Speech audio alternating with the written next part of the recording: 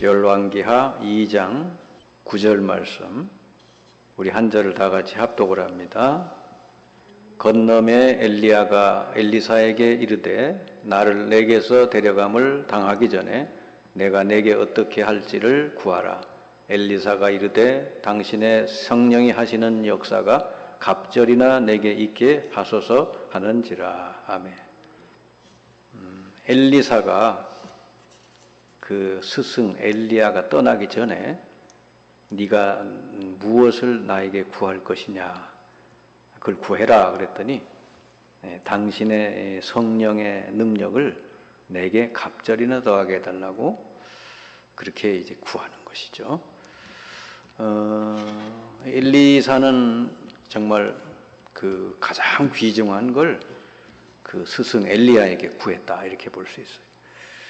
자, 우리가 이제 이 수요 예배 때 계속해서 그 한 인물씩 이 사람들은 어떻게 그 하나님의 이 언약의 여정을 갔나, 하나님의 언약을 어떻게 이 사람들은 이루어 갔나, 그 평생에 대한 걸 우리가 이렇게 말씀을 나누고 있어요. 성경에 나와 있는 이런 인물들은 가상의 인물이 아니고 실제 역사적인 인물이었고 우리와 똑같은 그런 성정을 가진 사람인데, 다만 세상 사람들하고 다른 건 뭐냐, 언약을 잡고 그 언약을 이루는 여정 속에 이들이 인생을 살아갔다 그 말이죠. 그래서 우리가 이 땅을 살면서 우리도 언약의 백성이고 하나님의 언약을 붙들고 우리 평생을 살아가야 되기 때문에 우리 앞서서 먼저 걸어갔던 이런 사람들의 이 말씀을 잘 우리가 들으면 그들이 왜 성공했고 또 그들이 왜 또 실패했나, 이런 것들을 우리가 잘 알고 우리가 많은 것을 언약의 여정 속에 깨닫게 될 겁니다. 자, 그 중에 우리 이런 사람들의 이야기를 쭉 그렇게 우리가 나누다가 보니까 이 언약을 붙들고 가는 사람에게 하나님이 주시는 가장 최고의 축복이 뭐냐 그랬더니 이게 만남의 축복이다 그 말이에요. 만남의 축복. 이 다윗이 그냥 훌륭한 임금이 된 게 아니에요. 사무엘을 만나서 그 시대에 가장 훌륭한 선지자였던 이 사무엘을 만남으로 다윗이 그렇게 됐고요. 오늘 우리가 읽은 이 엘리사라는 인물은 그 시대에 가장 능력 있는 엘리야 선지자를 만나서 그 엘리사가 아주 훌륭한 또 인생을 살 수 있게 됐고요. 이 사도 바울이 또 디모데를 만났죠. 그러니까 디모데는 바울, 시대의 최대 전도자였던 바울을 만남으로 디모데는 그 인생이 이제 정말 멋있는 그런 인생으로 바뀌었다. 초대교회의 그 120명, 이들의 만남은 그 주변에 수많은 사람들이 있었지만은 초대교회 마가다락방에 120명이 모여서 서로 만남을 가졌다. 이거는 최고 축복의 만남이다 말이죠. 왜냐, 하나님의 언약을 붙들고 만난 거기 때문에, 그리고 하나님이 그렇게 만나게 주셨기 때문에. 요즘 우리 말로 말하면 이 전도자와의 만남, 그리고 이 전도의 축복 속에 있는 만남, 우리가 이런 만남이 얼마나 가치가 있고 이게 축복이 있는 만남인지 그걸 알아야 우리가 이제 그걸 누릴 수 있게 되는 것이죠. 그래서 우리가 이렇게 교회에 모여서 전혀 모르던 사람들이 교회에 함께 모여서 이렇게 예배하고 또 말씀 나누고 기도하고 현장을 가고 이런 만남이 얼마나 축복된 것인지를 알아야 우리가 누릴 수 있는 거예요. 그러니까 그걸 모르면 그냥 왔다 갔다 하는 인생이 되는 것이죠. 그러니까 이걸 알 때 나의 가치가 얼마나 큰지, 얼마나 귀한지, 저 사람의 가치가 얼마나 귀한지, 이 교회의 가치가 얼마나 귀한지 이런 거 알고 누리게 되는 거예요. 그러니까 그냥 여기 함께 주일 예배에 나와서 예배 드리는 것만 해도 감사할 수밖에 없는 거예요. 왜냐? 이 사람네들은 그냥 사람이 아니고 하나님의 언약을 붙들고 그 언약을 이루기 위해서 모여서 예배하고 말씀 받고 기도하는 사람들이니까 그걸 위해서 이제 헌신하고 이제 살려고 결심하고 모인 사람들이다 말이에요. 이게 지구상에 이 만남보다 더 귀중한 게 어디 있어요? 그걸 알 때 진짜 하나님의 축복을 누릴 수 있게 되는 거죠. 그걸 모르면요, 자꾸 세상 기준으로 사람을 보고 대하고 하기 때문에 하나도 못 누리게 돼요. 진짜 하나님의 그 축복을, 그 만남 자체가 축복 중에 축복이라는 걸 우리가 알아야 되겠죠. 예. 자, 그러면 이제 엘리야하고 엘리사가 만났잖아요. 이렇게 어떻게 만나게 됐겠어요? 하나님이 그렇게 만나게 주셨죠. 이거 억지로 우리가 뭐 만날 수가 없잖아요. 여러분, 우리 교회에 이렇게 모인 사람들, 여러분 어디 가서 억지로 만날 수가 있나요? 만날 수가 없죠. 하나님이 붙여주시고 만나게 하셨다. 그래서 이 엘리야하고 엘리사가 붙잡은 언약이 뭐였냐? 이 엘리야는요, 아주 이렇게 굉장히 어려운 때, 위기를 당했을 때, 삶의 위기를 당했을 때, 하나님께서 호렙산으로 불렀어요. 그러니까 그가 막 이제는 나 그만 데려가 주십시오 라고 그 나무 밑에서 저를 불러가 주십시오 이렇게 했는데 하나님이 그에게 천사를 보내서 힘을 줘가지고 로뎀나무 밑에 있던 그 엘리야를 호렙산으로 불러서 거기서 이제 하나님이 말씀을 주시는 거예요. 그래 뭐라고 말씀하시냐? 엘리야가 이제 그 아합과 그 이세벨 그 시대에 아주 우상 숭배하던 시절 아니에요? 이방 잡신을 모아놓고 바알 아세라 그 사람들하고 대적을 해서 엘리야가 승리를 했는데 오히려 그것 때문에 엘리야가 도망다니는 신세가 됐잖아요. 자, 그래서 지쳐 있는데 하나님이 그를 호렙산으로 불러서 이렇게 얘기를 한 거예요. 거기 열왕기상 19장 15절에 몇 가지 이렇게 말씀을 하시죠. 자, 하사엘에게 기름을 부어서 아람의 왕이 되게 하라. 그 말씀을 주셨고 16절에 보니까 또 예후에게 기름을 부어서 이스라엘의 왕이 되게 하라. 이렇게 왕을 새로 이제 바꾸라 말이에요. 그리고 16절에 보니까 이제 너 대신 엘리사에게 기름을 부어서 너를 대신해서 이제 선지자가 되게 하라. 하나님이 엘리사라는 인물을 벌써 예비해 두셨다가 이 엘리야에게 이제 붙여주시는 거죠. 그리고는 18절에 뭐라고 되어 있냐? 너 말고도 이 바알에게 무릎을 꿇지 않은 7,000명을 남겨놓았다. 그들을 찾아서 세워라. 엘리야는 이제 나 혼자밖에 안 남았습니다. 그러고 있어. 그러니까 엘리야가 착각을 한 것이죠.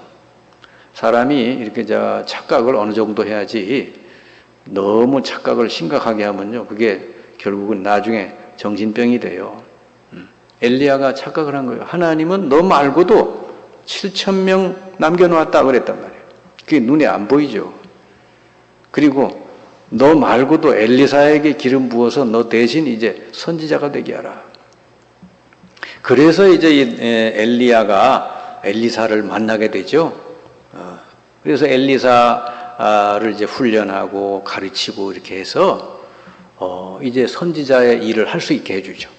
그리고 이제 엘리야는 그 생을 마치게 되는데 떠나게 되는데 하나님이 엘리야는 이렇게 위로 부르시죠. 죽음을 맛보지 않고 불러가시죠. 자, 그때 마지막 그 만남에서 엘리사에게 오늘 읽은 말씀 그대로 얘기를 하는 거예요. 야, 내가 이제 떠나게 됐으니 네가 나에게 지금 원하는 거 있으면 구해봐라. 그랬더니 엘리사는 다른 거 안 구하고 우리 엘리야에게 있는 그 영감의 갑절을 내게 주십시오. 그렇게 구하는 거예요. 굉장히 여러분 이게 중요한 겁니다. 여러분. 그래서 우리가 엘리사가 뭘 아는 거죠, 그러니까. 뭘 알고 있는 거예요. 그러니까 그걸 내게 주셔야 내가 선지자의 남은 사역, 당신을 뒤에 이어서 이 선지자 일을 감당할 수가 있겠습니다. 그러면서 그걸 구하는 거예요. 그래, 그걸 이제 받아가지고 엘리사는 도단성 운동, 제자 운동을 하고 7,000명 제자를 세우는 그런 일을 엘리사가 이제 이어서 하게 됩니다. 여러분이 엘리사 얘기는 잘 알죠. 아람 군대가 쳐들어왔을 때 엘리사 집을 포위를 했죠. 그래서 그 엘리사 종이 밖에 나가서 아람 군대가 자기 집을 포위한 걸 보고 벌벌 떨었잖아요. 그때 엘리사가 뭐라 그러냐?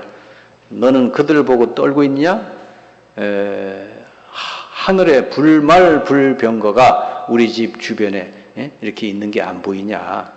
그러면서 그 종을 위해서 기도하잖아요. 하나님 저 눈을 열어서 보게 해달라고. 그제서 이제 본 거요. 그러니까 영적인 사실을 모르는 사람은요, 눈에 보이는 걸 보고 자꾸 착각을 해요.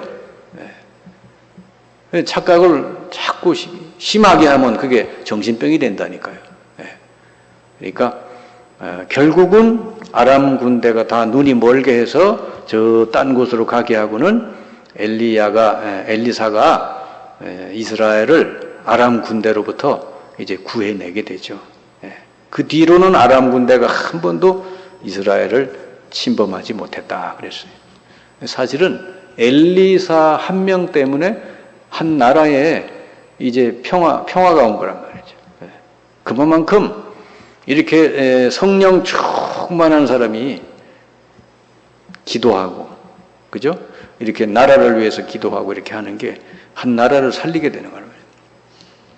자, 그래서 엘리야와 엘리사가 그럼 누린 언약의 여정이 뭐였냐? 하나님이 이렇게 엘리야에게 언약을 주고 또 엘리사에게도 이렇게 사명을 주셨는데, 이제 그 언약을 어떻게 이루어갔는가 보면 열왕기상 16장에서 19장까지 그들이 살던 당시 상황이 얼마만큼 악했느냐. 이스라엘의 가장 악한 왕이 다스렸어요.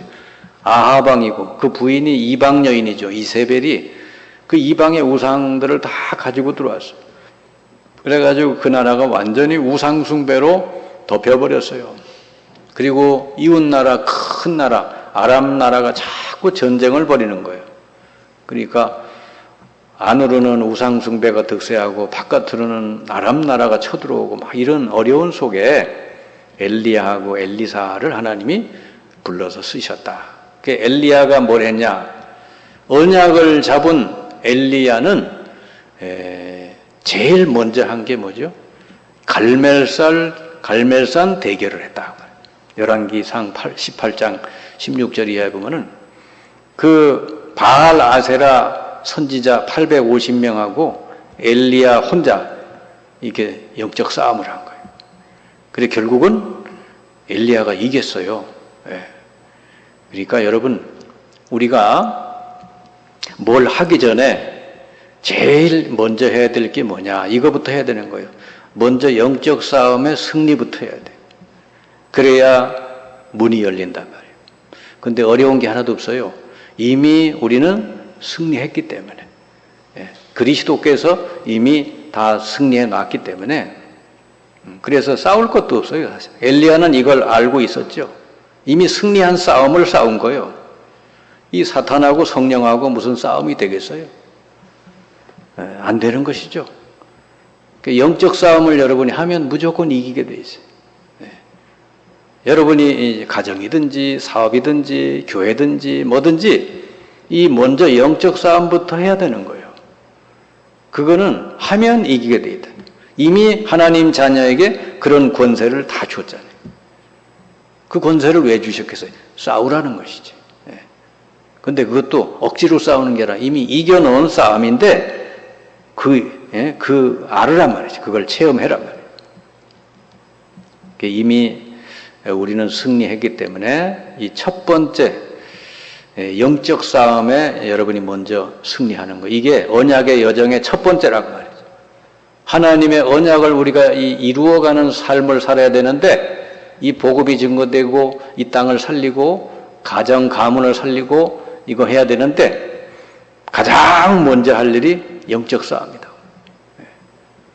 그건 하면은 무조건 승리하게 돼 있다. 자, 그리고 나니까 오히려 그 승리한 뒤에 엘리야에게 큰 이제 어려움이 또 오죠. 왕과 그 왕의 부인이 엘리야를 죽이려고 막 군인을 풀죠. 자, 그럴 때 하나님은 어떻게 하셨습니까? 엘리사를 준비했다가 그 엘리사를 엘리야에게 붙여 주셨어요. 그러니까 우리가 꼭 기억해야 돼요. 뭔가 우리가 위기가 오고 어려움이 왔다, 큰 어려움이 왔다. 오히려 그때는 뭐죠? 하나님이 큰 최고 축복의 만남을 준비하셨다고 말이죠. 엘리야의 인생 가운데 최고의 축복이 뭐겠어요? 엘리사를 만난 거 아니에요. 자기를 이어서 자기보다 더 능력 있게 하나님의 언약을 이룰 사람, 그렇게 하나님이 딱 붙여주셨죠.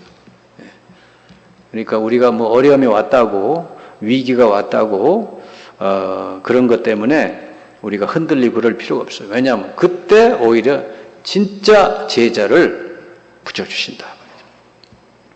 마가다락방에 120명이 모였잖아요. 그러니까 그때가 무슨 때냐면은 박해, 핍박이 엄청났던 때예요. 그러니까 마가다락방에 모인 사람들은 진짜들만 모인 거예요. 왜냐하면 가짜 가지고는 세계복음을 못하니까. 뭐 이리저리 핑계가 많고 구실이 많은 사람들이고는 세계복음을 할 수 없어요. 그 마가다락방에 모인 사람, 나는 언약을 이루기 위해서, 이 복음을 전하기 위해서 나는 죽어도 좋다. 그런 사람이 거기에 모였잖아요. 그러니까 하나님이 거기다가 세계의 모든 문을 다 열어주신 것이죠. 그래서 여러분, 어려운 때일수록 하나님의 축복은 크다는 걸 꼭 기억하시길 바랍니다. 자, 그리고 이 영감의 갑절을 구한 엘리사가 결국은 뭐 합니까? 아까 얘기했던 것처럼 아람 나라로부터 이스라엘을 완전히 구원하는 그런 일을 엘리사가 이제 하게 되죠. 그러니까 언약의 여정 가운데 그런 일을 하는 거예요. 그래서 엘리사가 여러분 얼마만큼 나라에서 위상이 컸냐? 그 이스라엘 왕이 엘리사를 보고 아버지라고 부를 만큼 그렇게 그 엘리사가 위상이 컸다고 말이죠. 자, 그래서 엘리야와 엘리사가 남긴 인생 작품이 뭐냐? 우리가 언약의 여정을 가다가 보면은 중요한 작품이 나오는데 엘리야는 그 뒤에 오바댜라는 사람을 남겼어요. 오바댜가 어떤 사람이냐? 이게 고급 공무원인데 그 아합 시대 아주 그냥 선지자를 다 잡아 죽이는 그 시대에 선지자 100명을 굴 속에다가 숨긴 사람이에요. 오바댜라는 사람이 남았고 또 그 엘리야 뒤에 엘리사가 남게 됐죠. 이런 훌륭한 제자를 남겼고요. 그리고 이 엘리사는 결국은 뭐 했냐? 그 남은 인생 동안 나라를 살리고 또 후대를 살리는, 제자를 살리는 도단성 운동, 7천 제자를 남기는 일을 했다 그 말입니다. 그래서 이제 저와 여러분들도 이렇게 언약의 여정을 가면서 우리가 질문을 해야 돼요. 나는 뭐 하다가 갈까? 이거 늘 여러분 하나님께 질문하고 여러분 말씀 들으면서 이걸 늘 질문하면 거기에 중요한 이제 뭔가 하나님이 답을 주시겠죠. 나는 뭐 하면서 살아야 되느냐? 그게 여러분이 기도하고 거기에 답을 얻어야 돼요. 이 로마서 16장에 나와 있는 인물들은 그 답을 다 가지고 인생을 살아서, 그러니까 그 사람들 보면 전부 별명들이 하나씩 있잖아요. 이 사람은 뭐 나의 보호자다. 이 사람은 뭐 나의 동역자다. 이 사람은 내 친척이다. 그러니까 그 아굴라 브리스길라 같은 사람들은 동역자라 그랬거든. 그러니까 그게 무슨 뜻이요? 사도 바울 옆에서 사도 바울과 함께 세계복음화를 해서 이 사람이 모든 걸 가지고 동역했던 사람이에요. 그러니까 신앙생활을 그냥 한 게 아니라는 거죠. 나는 전도자와 함께 이 사역에 동역하겠다. 이렇게 한 거예요. 이게 로마서 16장 사람들은 다 이걸 가지고 있어요. 그러니까 여러분이 이걸 구체적으로 가지고 있을수록 응답은 정확하게 온다. 여러분이 아무리 능력이 있는 사람이라도요, 하나님의 이 확실한 계획이 없다면, 여러분에게 주신 하나님의 계약이 없다면 여러분 인생은 의미 없는 거예요. 반대로 여러분이 아무리 능력 없어도 하나님과 나 사이에 이 중요한 계약이 있다면 하나님은 응답을 주시게 돼 있다.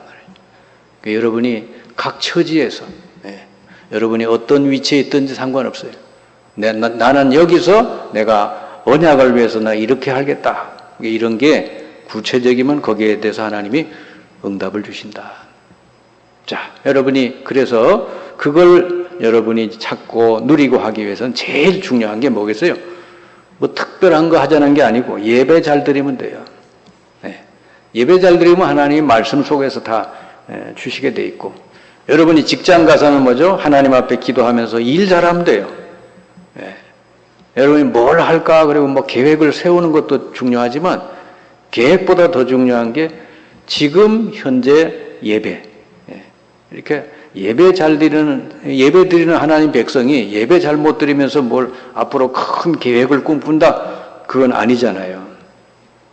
그러니까 여러분이 오늘 예배, 또 주일 예배, 이럴 때 정말 말씀 들으면서 영적인 힘을 얻으면 하나님께서는 이 모든 것을 여러분에게 허락하실 줄 믿습니다. 여러분의 남은 인생이 로마 16장에 나와 있는 그 정말 멋있는 인생들처럼 그렇게 하나님께 영광 돌리게 되기를 주님의 이름으로 축원합니다.